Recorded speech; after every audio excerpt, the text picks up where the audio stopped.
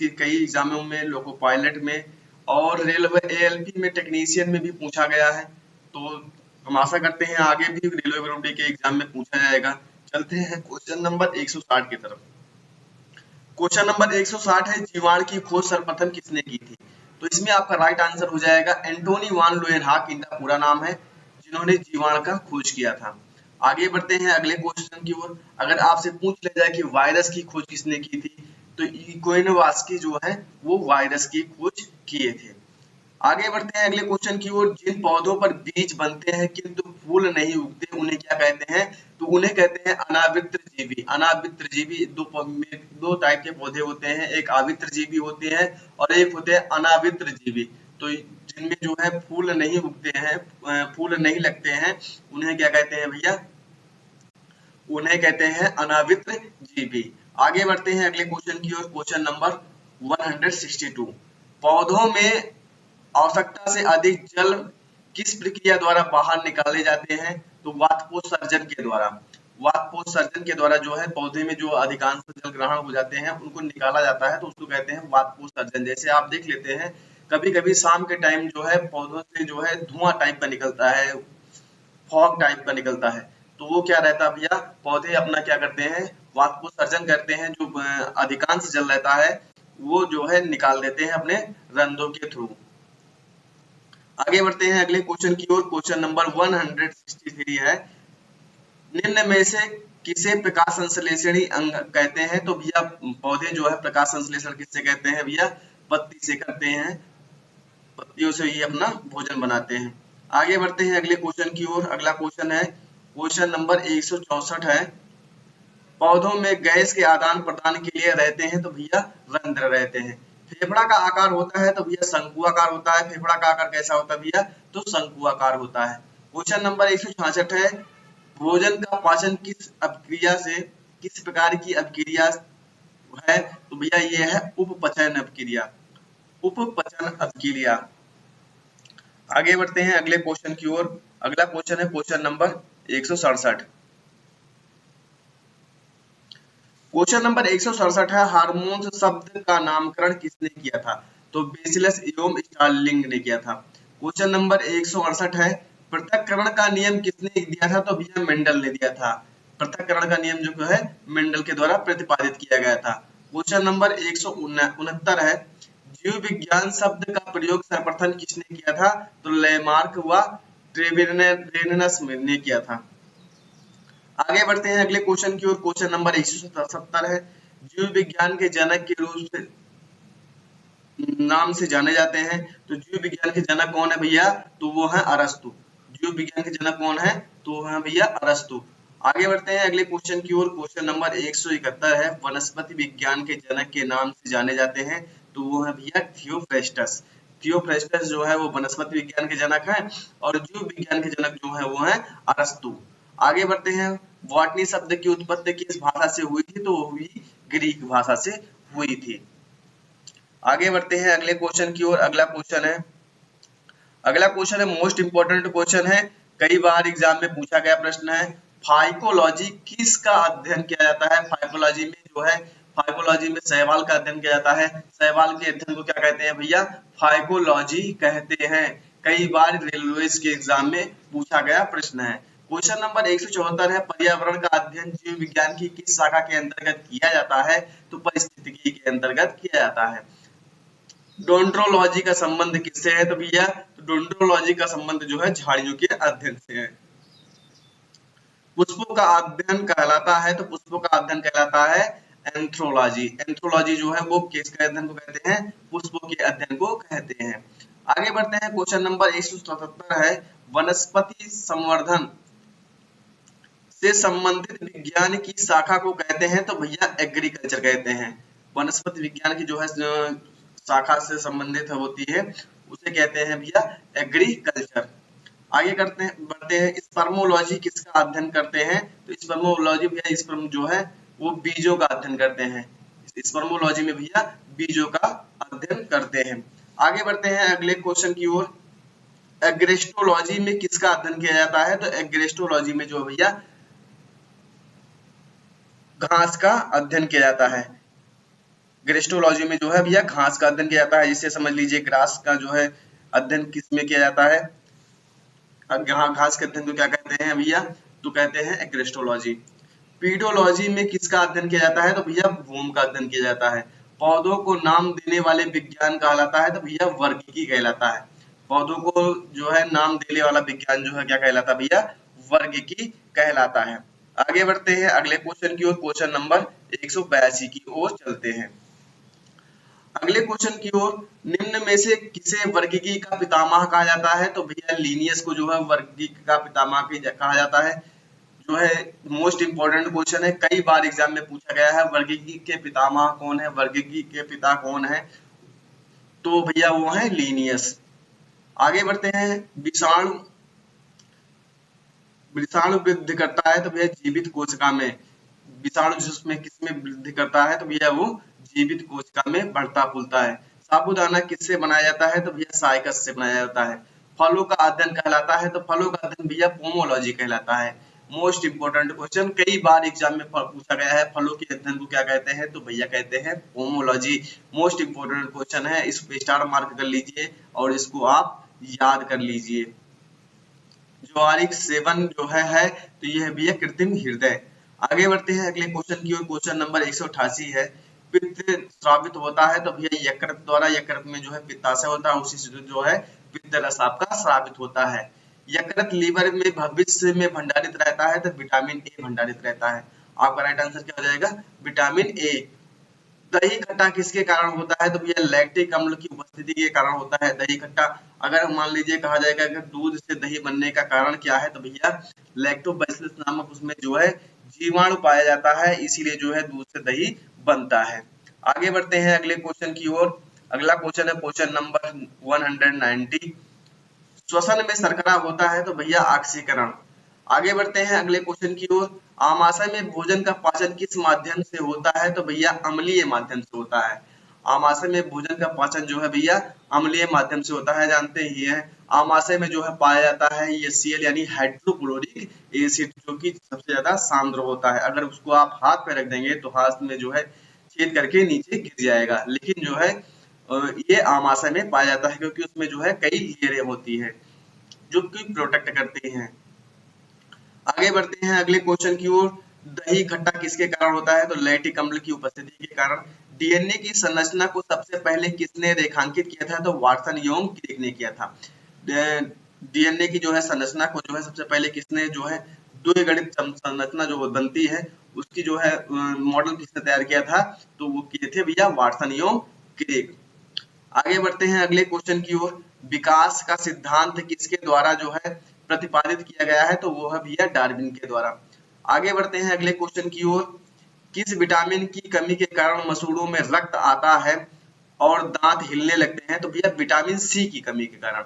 Vitamin C की कमी के कारण जो है मसूड़ों में जो है मसूड़े कमजोर हो जाते हैं और दांत जो है हिलने लगते हैं। आगे बढ़ते हैं अगले क्वेश्चन की ओर। अगला क्वेश्चन है क्वेश्चन नंबर 196। क्वेश्चन नंबर 196 है, पेट में भोजन पचने के लिए निम्न में से किसकी खास आवश्यकता होती है, भैया एंजाइम की जो है खास आवश्यकता होती है।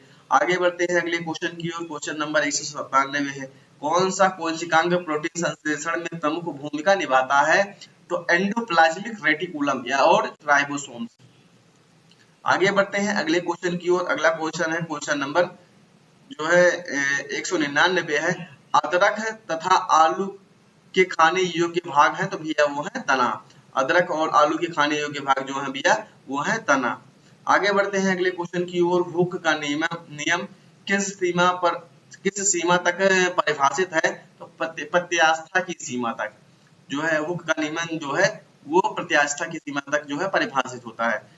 भारी जल यानी हैवी वाटर में हाइड्रोजन के स्थान पर क्या होता है भैया, तो ड्यूटीरियम होता है, जिसका फार्मूला होता है ड्यूटेरियम ऑक्साइड D2O।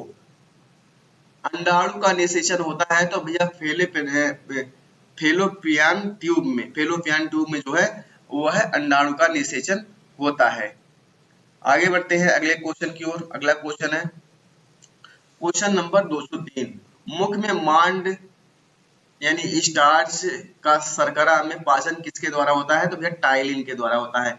टाइलिन जो है ये कहाँ से निकलता है? तो ये भैया हमारे लार से निकलता है। लार जो है टाइलिन जो है हार्मोन जो है हमारे लार ग्रंथियों से निकलती है। अर्धसूत्री विभाजन होता है तो लिंगी चयन करने वाली कोशिकाओं में। आगे बढ़ते हैं अगले क्वेश्चन की ओर। क्वेश्चन नंबर 205 की ओर चलते हैं। क्वेश्चन नंबर 205 है, मनुष्य में लार में पाया जाने वाला जो है एंजाइम है तो एमिलेस है। आगे बढ़ते हैं अगले क्वेश्चन की ओर। घोगा गलघंट किसकी कमी से होता है? तो भैया ये आयोडीन की कमी से होता है। आयोडीन की कमी से जो है गटर नामक रोग होता है, इसे कहते हैं घेघा। आगे बढ़ते हैं, किस विटामिन की कमी के कारण मसूड़ों में रक्त आता है और दांत हिलने लगते हैं? तो अभी आपको बताया गया है विटामिन सी की कमी के कारण जो है दांत हिलने लगते हैं, मसूड़े कमजोर हो जाते हैं।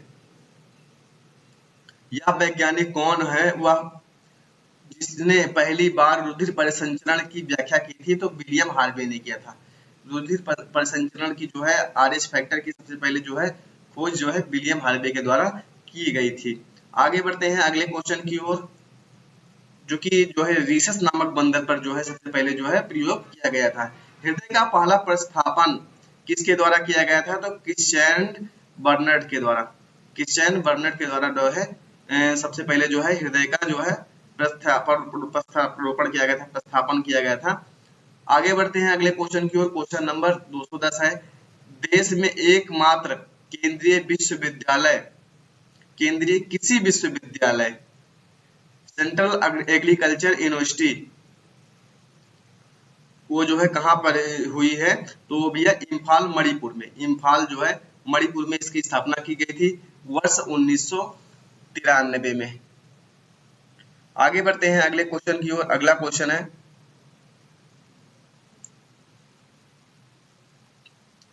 अगला क्वेश्चन है क्वेश्चन नंबर 21 है, अधिकतम पोषक तत्व रक्त में कहाँ से अवशोषित किए जाते हैं?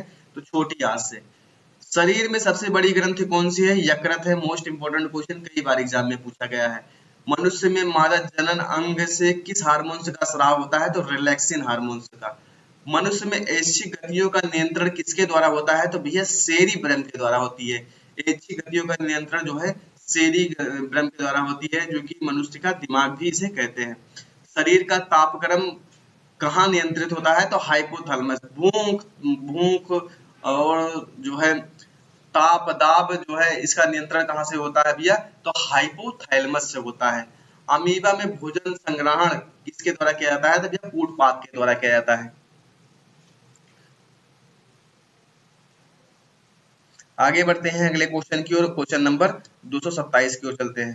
क्वेश्चन नंबर 227 है, निम्न में से कौन सा एंजाइम जो है लार में पाया जाता है? तो भैया टाइलिन जो है ये लार में पाया जाता है। वह प्रक्रिया जिसके द्वारा मनुष्य श्वास ग्रहण करता है तथा छोड़ता है वह है भैया श्वासोच्छ्वास। ऊर्जा उत्पादन के लिए कोशिका प्रायः किसका प्रयोग करती है? तो ग्लूकोज का प्रयोग करती है।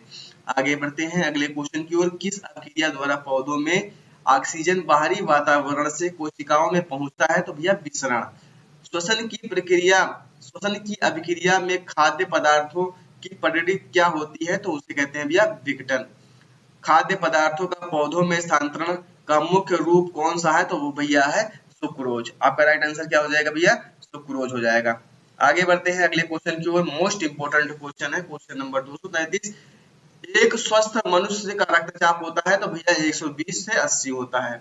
आगे बढ़ते हैं अगले क्वेश्चन की ओर। क्वेश्चन नंबर 234 है, मनुष्य में मनुष्य के मस्तिष्क की सबसे बाहरी झिल्ली को क्या कहते हैं? तो भैया ड्यूरामीटर कहते हैं। आगे बढ़ते हैं अगले क्वेश्चन की ओर। मनुष्य में सूंघने की क्षमता को नियंत्रित करता है? तो भैया धर्मोतेंद्र पाली। आगे बढ़ते हैं अगले क्वेश्चन की ओर। अगला क्वेश्चन है क्वेश्चन नंबर 36 की ओर। क्वेश्चन नंबर 36 है, मनुष्य में बुद्धि एवं चतुराई का केंद्र कौन सा है? तो भैया वो है सेरिब्रम। ताप दाप को कौन नियंत्रित करता है? तो वो सेरिबेलम करता है। रक्त में ग्लूकोज की मात्रा नियंत्रित रहता है तो भैया इंसुलिन के कारण। इंसुलिन का स्रावण जो है अग्नाशय से होता है। जब प्रक्रम के अंतर्गत कौन आता है? तो भैया पोषण आता है। गोबर छत्ता किसके अंतर्गत आता है? तो भैया मृत जीवी के अंतर्गत आता है। गोबर छत्ता भैया जो ऐसे रहता है और ऐसे रहता है, जमीन में जो है बरसात में जो है निकल जाता है, वो किसके अंतर्गत आता है? तो वो आता है भैया मृत जीवी के अंतर्गत आता है। वायुमंडल में सामान्यतः CO2 पाया जाता है, तो भैया 0.03% है। वेरी इंपॉर्टेंट क्वेश्चन है। क्वेश्चन नंबर 241 है, छाया में पनपने वाले पौधे क्या कहलाते हैं? तो भैया जियोकाइटस कहलाते हैं। मनुष्य में मुख्य श्वसन अंग क्या है? तो भैया वो है फेफड़ा। मनुष्य में मुख्य श्वसन अंग कौन सा है भैया? तो वो है फेफड़ा। आगे बढ़ते हैं अगले क्वेश्चन की ओर।